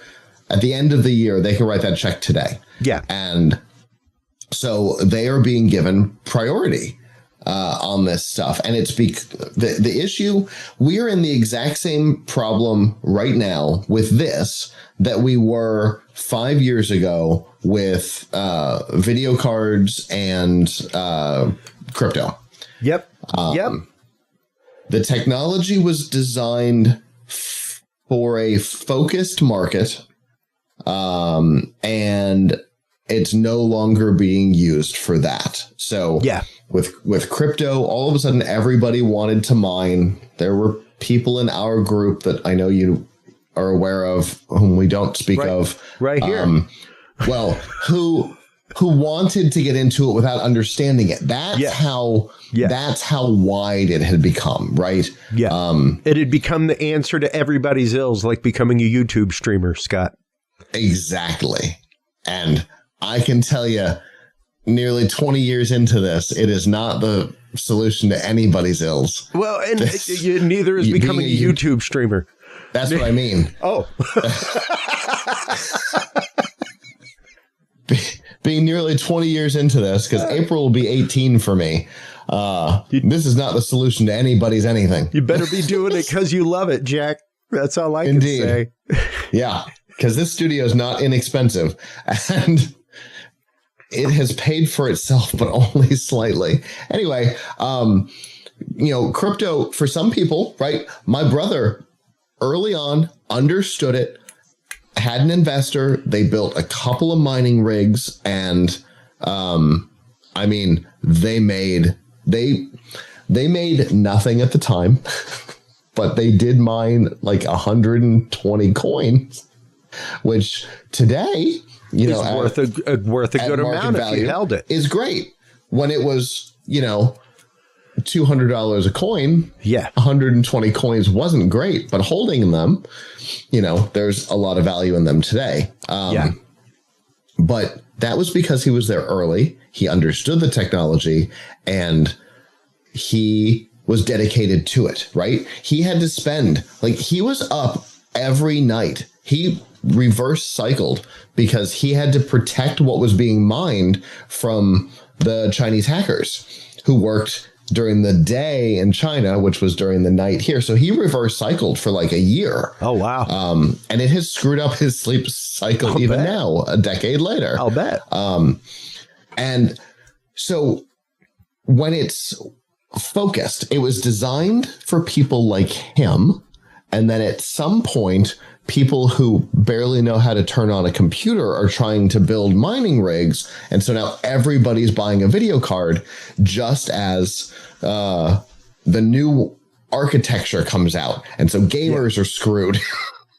And then AI came out and it was designed for a very focused thing. And now everything is trying to do AI. There's data centers going in everywhere. All the time.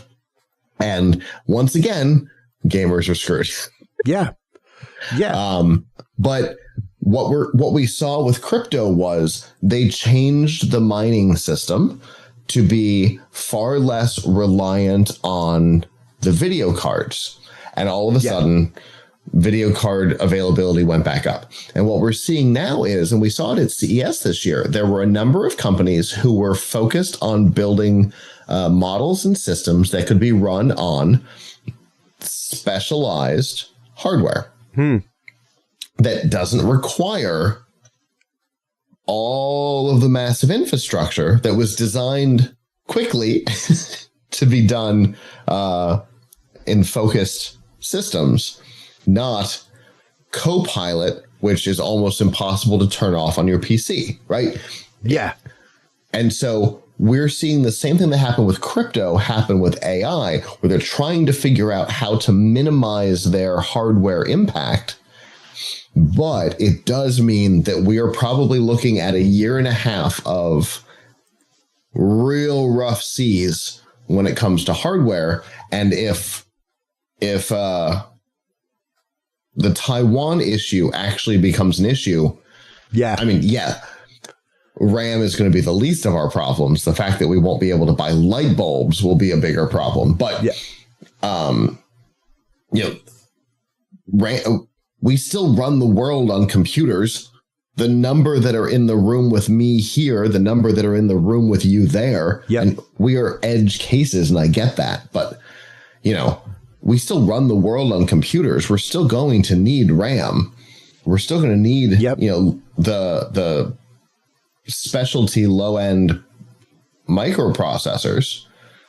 So, if Taiwan becomes a problem, it's going to become a problem. Well, our lives are going to change, and RAM's going to be one of those things. Much like I popped up just a minute ago at a PC Gamer, like Micron stopped making Crucial, which, I mean, lives up to its name, folks. Like, if you are a gamer out there, anything, like, you are probably running either Crucial or Corsair RAM in your rig and in your system. So the fact that one of the major chip manufacturers has just said all consumer grade is gone, we're focusing everything to AI.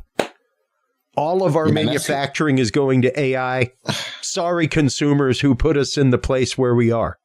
Yeah, exactly. like it is truly a brand betrayal. Straight up. AMD and NVIDIA started going the same direction, though. Early on, they have pulled back from that because they realized the impact to the brand, right? Yeah. People not trusting the brand anymore. Now, AMD and NVIDIA didn't pull out of consumer entirely, so they did need to, keep massaging the consumer market. Well, if Crucial, if they're saying we're done, they don't have to massage the consumer market. But the problem is the AI market is going to dry. We're in a bubble, a double bubble of some sort, not the chewing gum. Because one, most AI is nonsense. And in a couple of years, it will be 3D TV. It's so funny. It might have been you. It might have been somebody else. When I give these examples of 3D TV and blockchain, and I always forget about the metaverse. Yeah. Because that one was such a flash in the pan stupid idea. It was just such a flop. Yeah. It came and went. Facebook changed their corporate name and has now basically laid off the entire team. Yeah. And anyway, even the fact of, and you were bringing up NVIDIA a minute ago, one of it, I'm not going to lie, this is a dream machine for me right now. But the NVIDIA DGX Spark just released right up around Christmas time. And this has been the talk of the town that's it right there, folks. It's that big. It is like the size of a Mac Mini, tiny as heck. But you're talking a teraflop, a teraflop. That's crazy. That's crazy when you're talking about something with that kind of speed.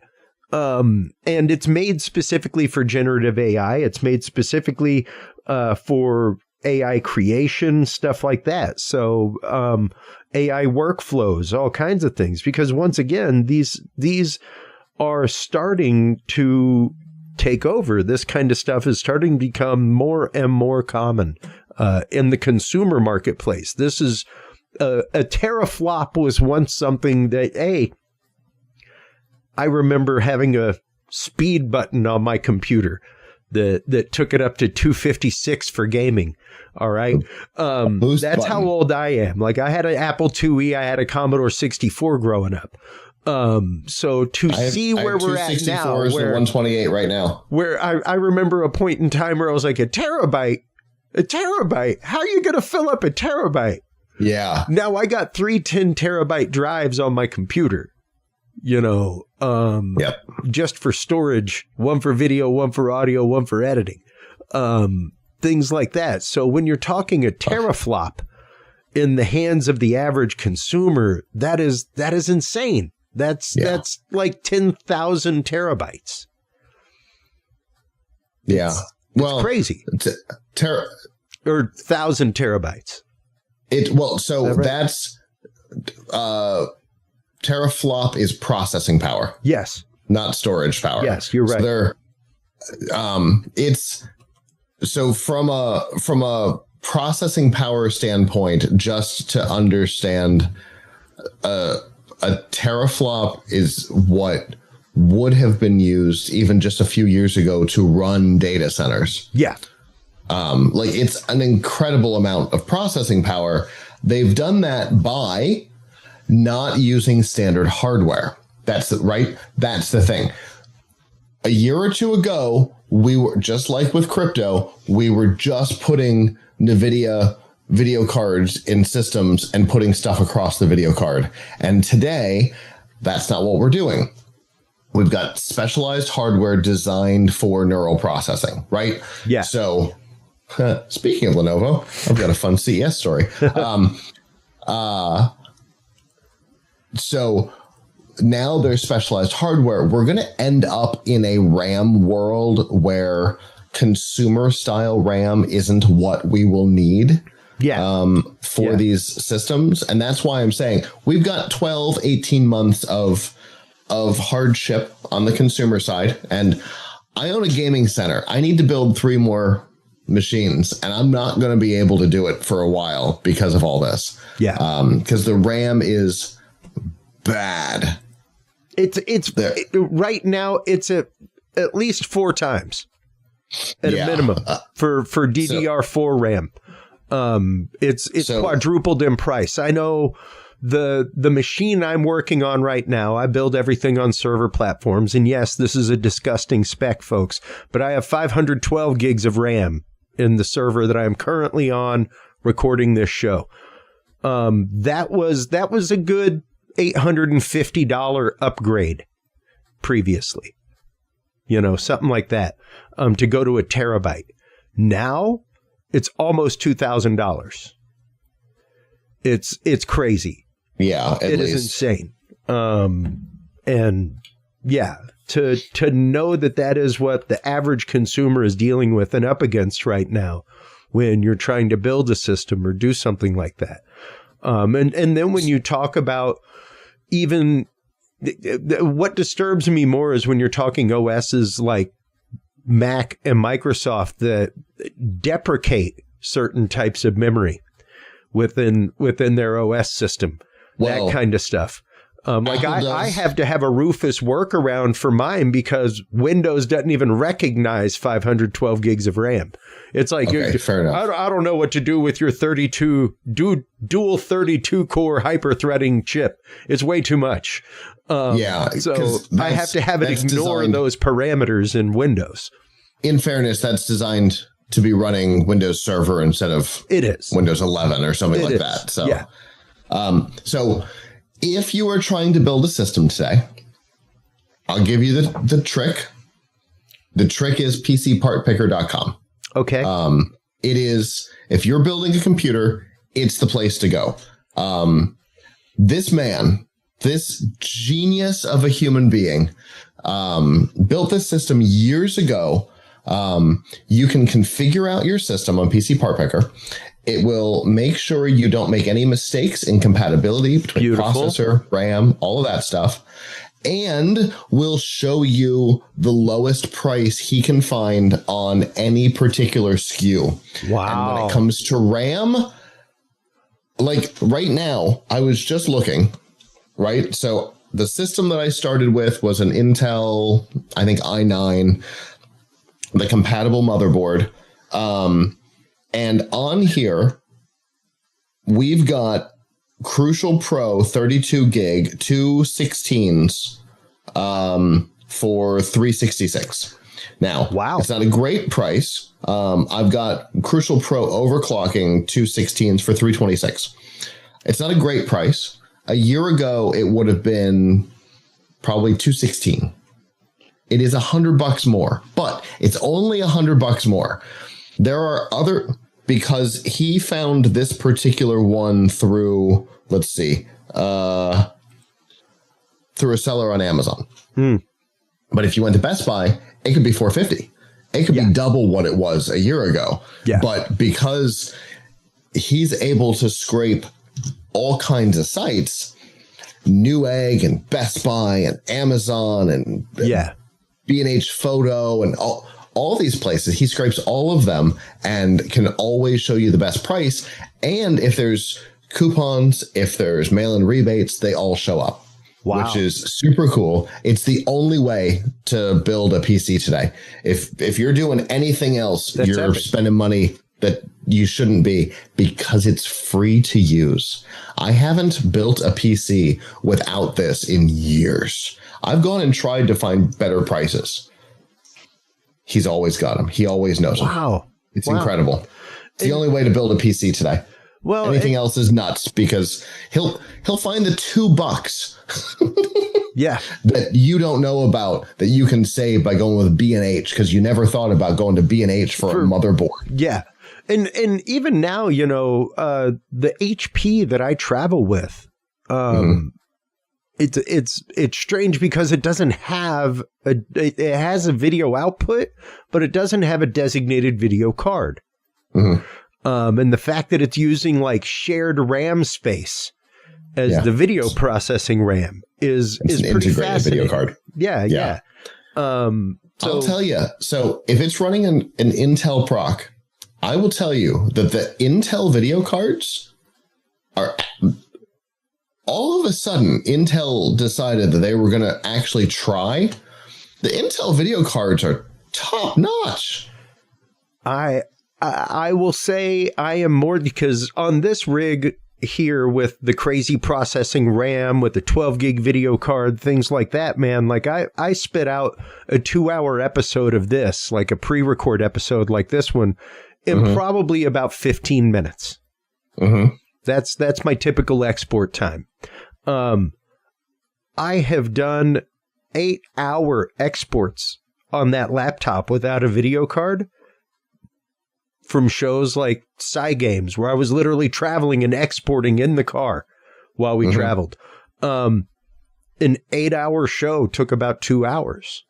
Yeah. And that's phenomenal. For a laptop to begin with, even if it had a video card, video card. But a laptop with integrated graphics? Yeah.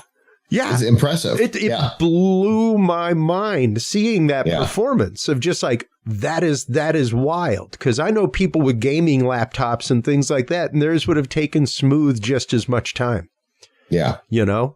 And that's exporting out of Premiere, all kinds of stuff. So it's not like it's a light video editing program or something like that. Right. Like it's pretty resource heavy. So if you've got everything configured right, it should be. Yeah. So, and that's just it. The way technology is moving and the way that we are able to utilize this now, even in a consumer grade capacity, the fact that I built my own AI system here at the house that's offline for various research, things like that, training it on different language models and that kind of stuff. But the results that I get off that computer are totally different than what I get off my ChatGPT on this computer, because that computer is not connected to the internet. Right. And it doesn't know anything about Twitter. Purposefully so. You know, so it's not pulling that Tay-esque material and stuff like that. And that's telling you to put Elmer's glue in your pizza. Yeah. Yeah. And which I possibly quote of CES. I mentioned that to somebody during an interview who responded with, "It created a sticky situation."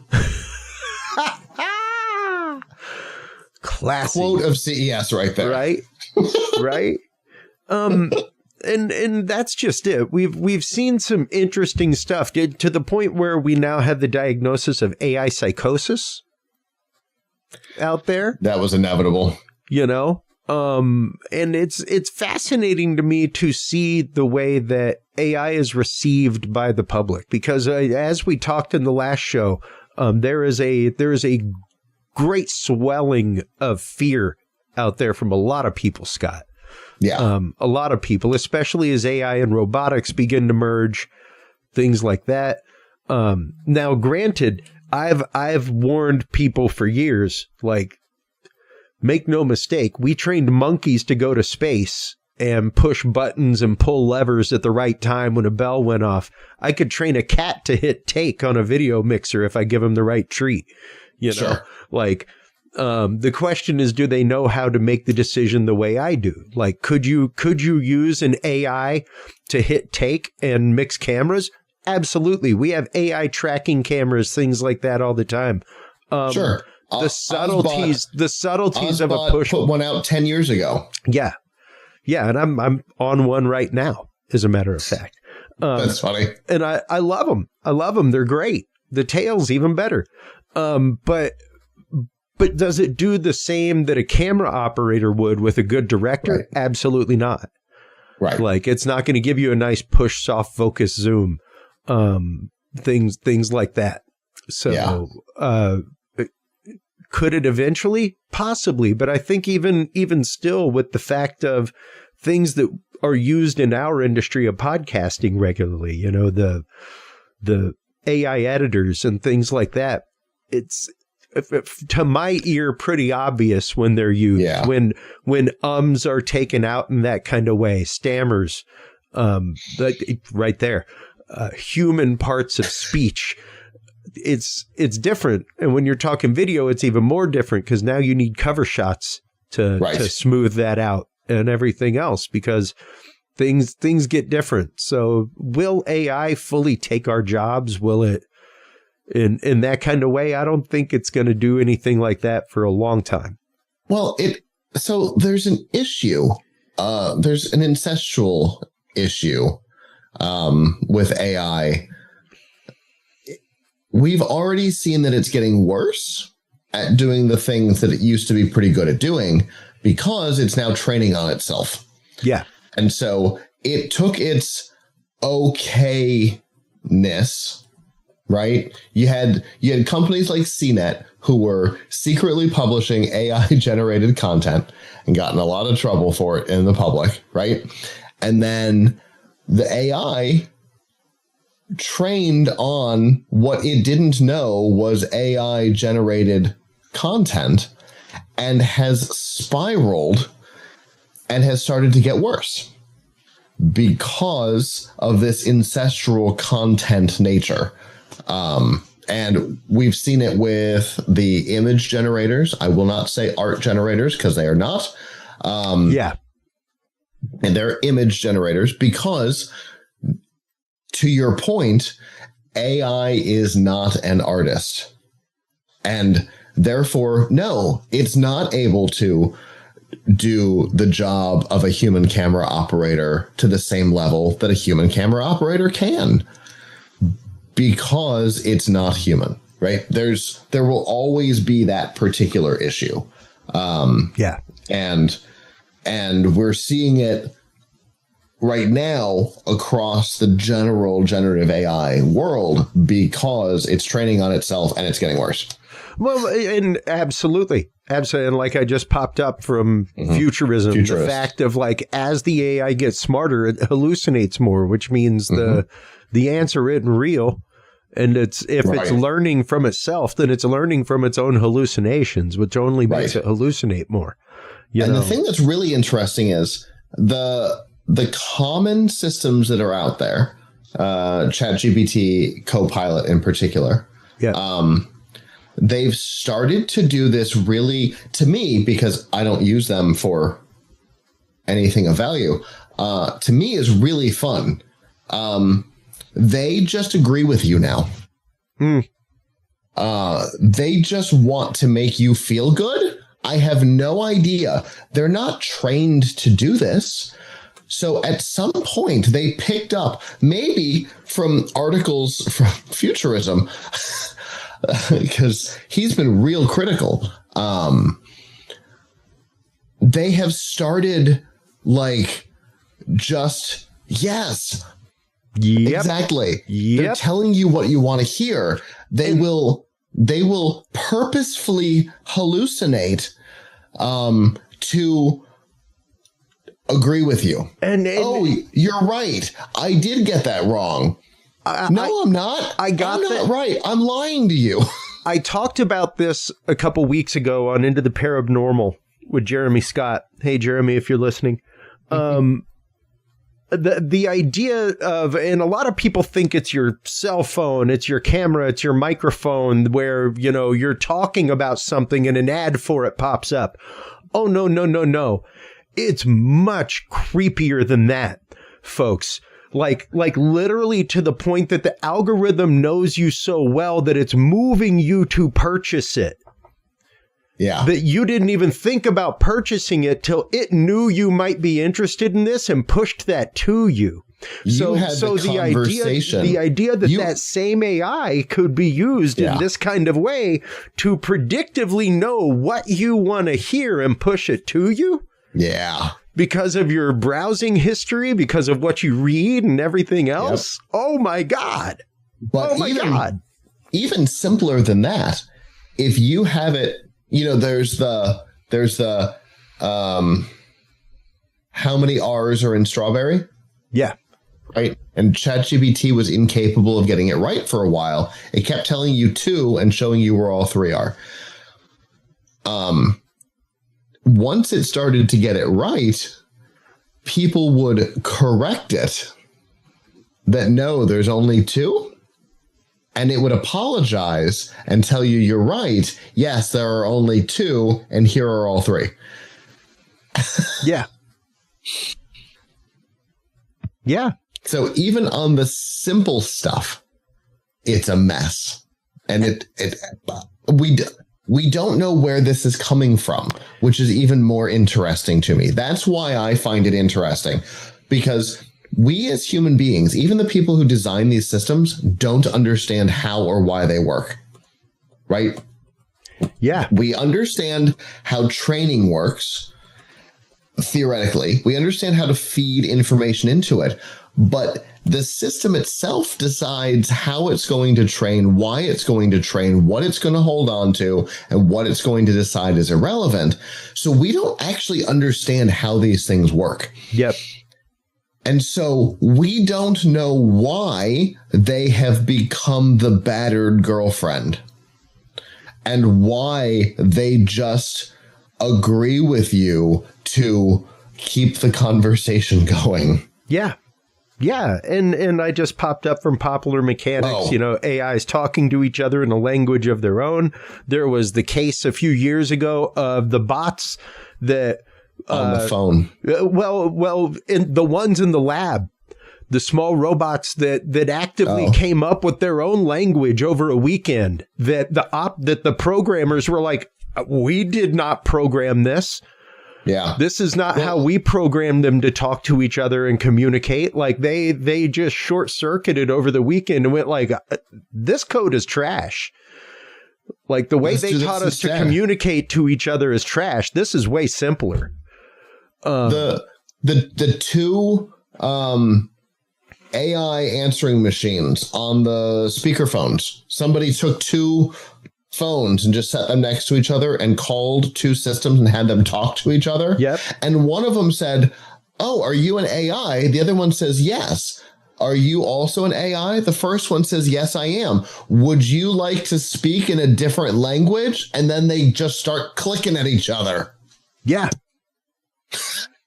Yeah. And they were systems designed by different companies, and the 2 of them started speaking in a common AI language. Yeah. That's just it. That's just it. So, and once again, I don't think they're going to take over the world. I don't think we're going to end up with a sky. Do I think we need to be giving AI to the Pentagon? Do I think we need to be putting AI in control of the Pentagon? Oh, hell no. Hell no. No. I really, really don't. Because there are some issues. And there's some major security issues and all kinds of things. But when you're talking AIs that begin to, once again, lock out operators, things like that, AIs that begin talking in their own language that we then have to figure out and catch up to. I don't think it's a good idea to give it that kind of sensitive information or put it in charge of that kind of sensitive information if hallucination is the name of the game. Yeah, absolutely. Absolutely. But as more people come around to this and we see AI not trying to be forced into places where it doesn't make sense or where it doesn't belong, which are not necessarily the same thing. It does make sense in military usage, and it does not belong there. Yeah. Right? They're not the same thing. Yes, it makes sense. No, it doesn't belong. And so as we see pullback, right, from certain industries, certain locations, I think it'll be the beginning of some clearing up of our RAM and hardware issues. We're not done with it. We're at the very beginning of it. But I do think in about 18 months, it should be fully clear. But the problem is, if you're trying to build a system, tomorrow is going to be worse than today. Yeah. For probably 12 of those 18 months. Tomorrow is going to be worse than today. So if you are trying to build a system, get it done, friend. Get it done. Absolutely. Absolutely. Or have friends that, have older systems that you can cannibalize that will, at least for the next year or two, still work and be forward compatible. Things like that. It's tough and it's not easy, man. Especially in these days right now, it's hard for anybody, even for work, to get these kind of systems purchased, made, that kind of stuff. And once again, I remember when the video card boom hit and it became 3 times as much to buy a video card. That kind of stuff. Scalpers. Yeah. On top of it all. And even as COVID hit, when Zoom took over the world and when everybody decided to start a podcast because that's how they were going to make their money. No, they weren't. A $75 Logitech C90 camera became like $300. Yeah. There was I started recommending, I'm like, hey man, if you're using an interface and a mic anyway, here's a $50 camera that doesn't have a microphone in it that's used for scientific uses. Go buy that. It's got a glass lens on it. So at the beginning of COVID, shortly after we returned from CES. Yeah. Avram and I did a whole rundown on non-Logitech C920 cameras. Because there was a huge shortage. Yeah. He was actually, in the beginning, tracking where they were, who was receiving shipments. Oh, wow. At Tom's Hardware, they were tracking who was receiving shipments, when GameStop was going to get them in, things like that. It was crazy. And then he was approached by a webcam company. They said, we'd like to send you one of each of our webcams because we think we can compete with the C920 at half the price. And he said, okay. And then they did an article on some of these webcams. And then everybody who wasn't Logitech came out and started contacting them. And they're like, hey, we want to send you all of our stuff too. Yeah. Because we also think we can compete with the C920 at half the price. And so we did a whole rundown.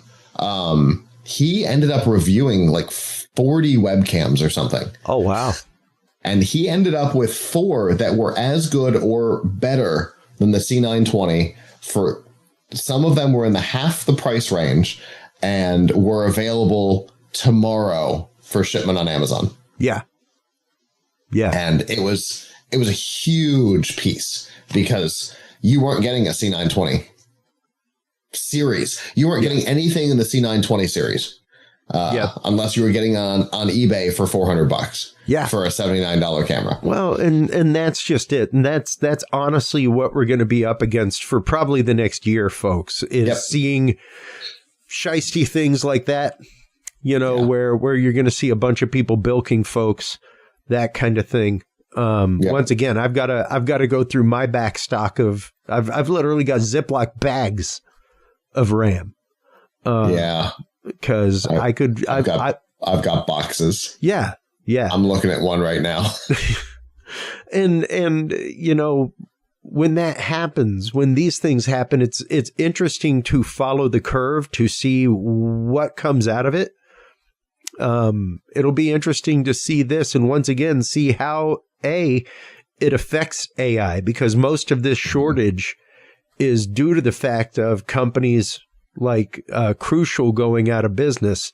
You know, Micron saying we're putting Crucial, our consumer arm, out of business and only focusing on AI. You know, Crucial's what's running my studio right now. Yeah. I wouldn't doubt that that's actively what's in mind. And ironically, if anything, it's Micron. And ironically, it was the best RAM that we could put our hands on for the price when we were doing the PC part picker a little while ago. Yeah. It's Crucial Pro. Yeah.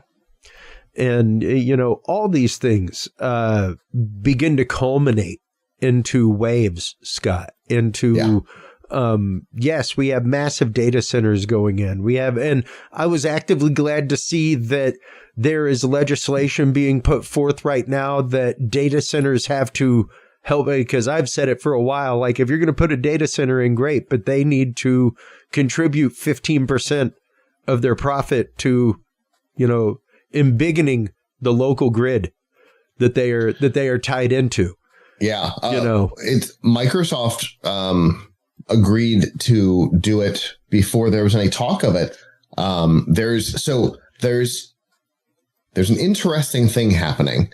The same people who have fought against nuclear power,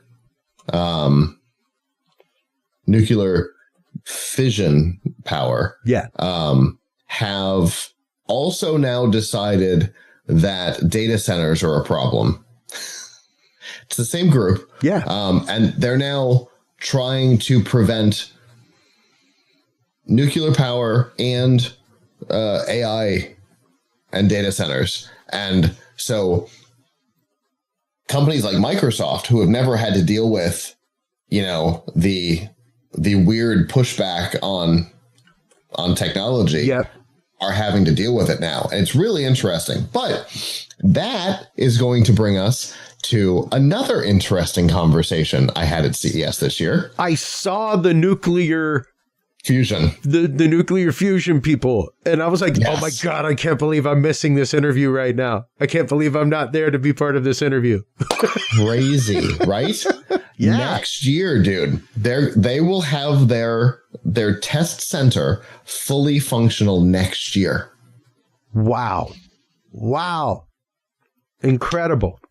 If you had said in 2020 that in 2027 there'd be a nuclear fusion power plant operating, people would have said sci-fi nonsense. Yep.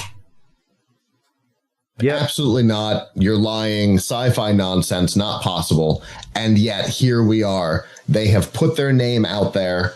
They have set it on camera. They have made a commitment to it next year. It is more than exciting. Yeah. And I need to get their information from you, because I would love to have them on the show to talk about that. I'll make an intro. It is truly, truly exciting stuff whenever you start seeing that. And I mean, hey, one of the things that we bring up on screen all the time, in our knowledge vault, we actively have the patent for the Lockheed Martin mini reactor. This is a nuclear reactor small enough to fit inside of an F-16. Sure. Like, that's crazy to think about. And that's something that we bring up all the time with, UFO, UAP. Like, if you were to do that, you'd need the power of a nuclear reactor. It's like, well, they make them pretty tiny. Well, good news. Lockheed's already got it, friend. Yeah, that patent released 8 years ago. So, which means they were working on it far before then. Yeah, long before that. And we show the Skunkworks video all the time of that program, where literally the guy is probably about 27 years old, and it's behind him, probably about the size of a walk-in freezer. He's like, no, we 3-generation this every year. Like, by the time we're done with this project, I'll need a new job. So, and that's where we're at now. The fact of, we've got fusion reactors getting ready to go online and start producing. We're talking fusion. Facebook. Yeah. And also people like Facebook, purchasing 3 Mile Island. Microsoft. It was Microsoft. Reactor 3 is what they're reactivating. Yeah. Which most people don't know was only decommissioned in 2021. Yep. Was still providing good power for that entire time. It was Reactor 2 that melted down? I believe so. Reactor 3 was operational until 2021. So it's not like they're reactivating the bad one. Yeah. Exactly. That one's still They may be angering the kaiju underneath, though. It's possible. It's possible. Scott, it's always a pleasure talking with you, man. It's always great banging these ideas around because, you've got to be willing to, dream just as big as the people with the dreams. And also mosaically look at where these things will go and where they connect and what these possibilities are, because there is a realm of technology out there that we don't have access to. Even with my crazy hyper-thread computer and almost a terabyte of RAM, things like that, I don't have access to these technologies, these chips, these other things that are running government computers, all that kind of stuff. There's a realm of things out there that, the average consumer doesn't have connection to, but is utilizing on the back end and is on the backbone of. So how this technology affects the future truly does affect all of us, whether it comes to your job or just the way the power is delivered to your home. All these things connect and make a difference. So thank you for helping us unweb this web, or unweave the web, rather. I do my best. Yeah, absolutely, man. It's always great chatting with you, catching up. Before we let you go, let everybody know where they can go to find all of your good work at Plughitz Live, at F5, Tech Podcast Network, all that good stuff, man. Absolutely. So we'll start by talking about the Tech Podcast Network. We had an interesting situation this year where our founder passed away suddenly, Todd Cochran. And so the core members of us are trying to keep this thing going in his honor. You can find all of our shows and a whole lot more from the Tech Podcast Network at techpodcasts.com. There's GNC, that's Todd's show, which his son is now hosting. Which, that's great. Which I love. It's beautiful. Chris wants to get it to the next milestone, and then he'll make a decision on what he wants to do. But Jeff Powers and Bill, there's all kinds of interesting shows on here. Not everything is still in production. There's Marlo, another part of our CES team. Yep. Not everybody's still producing, but these shows are still out there. So you can definitely check out that and all of our CES content at techpodcasts.com. Then you can also follow our work with Plughitz Live at plughitslive.com. There you'll see all of our CES content. If you add a /CES, you can also find it among other places on the site. F5 Live, Refreshing Technology, has been on a bit of a hiatus because of the hurricanes that devastated our area. That show is also available on plughitslive.com under the shows category. Our written news shows up under the upstream. Product reviews are under reviews. Deals will probably not survive 2026 because we just simply haven't done anything with it in a long time. It was an interesting idea that didn't survive. I can appreciate. Yeah, we experiment with stuff and it doesn't always work. But then we're on social media everywhere. You can probably do at Plughitz Live, whether it be Facebook. Well, that's the only one that's not. Or X, Instagram, TikTok, the new one whose name I don't remember. That people are switching to because they don't like Larry Ellison. What is it? Upscrolled. Upscrolled. What the hell is that? It's TikTok, but Australian. Okay. It's a Palestinian man who used to live in Abu Dhabi, who now lives in Australia, and he and a team of like 4 people have basically replicated TikTok, and the people who don't like Larry Ellison, who is not in charge of Oracle anymore, and yet it doesn't matter. Larry Ellison is not in charge of Oracle, guys. But the people who don't like Larry Ellison and don't want to be involved in TikTok now that Oracle is in charge of US TikTok have started to switch over to Upscrolled. We're everywhere. All right. Well, Scott, once again, always great catching up. Always great talking these deep tech topics with you. Hold the line real quick, your friend, while we close things out with the audience. While you are online checking out all of the amazing work of Scott Ertz and the entire Plughitz team over there at PlughhitzLive.com, everybody, make sure to stop on by Curious Realm. CuriousRealm.com is where you can find not only all of our episodes and videos, as well as YouTube channels of our guests. You can also find our knowledge vault full of all kinds of declassified government topics, declassified government materials. You can also find your link to Curious Research. If you are an experiencer, stop on by, fill out our experiencer form, and look for your local experiencer support group coming to you soon. Thank you so much, everybody, for your time tonight. Thank you so much for your open hearts, your open minds. That is what makes the conversation. And without the conversation, humanity does not march forward. So remember, take care of yourselves, take care of each other, and stay curious. We'll talk to you soon. Bye-bye. Thank you for tuning into this episode of The Curious Realm. Stay tuned for more guests, forbidden topics, and hidden truths. Follow us on social media by searching Curious Realm. To download the official Curious Realm app and view the Knowledge Vault, or become a sponsor of Curious Realm, visit our website at curiousrealm.com. Curious Realm is available on your favorite podcast and video services, curiousrealm.com, as well as KGRA Radio, APR TV, and the official Curious Realm app for Roku devices. Curious Realm is a proud member of the Ground Zero Media family of podcasts. For more shows and members-only content, visit groundzeroplus.com today. Thanks for listening. Stay curious, and remember, the other side is always watching.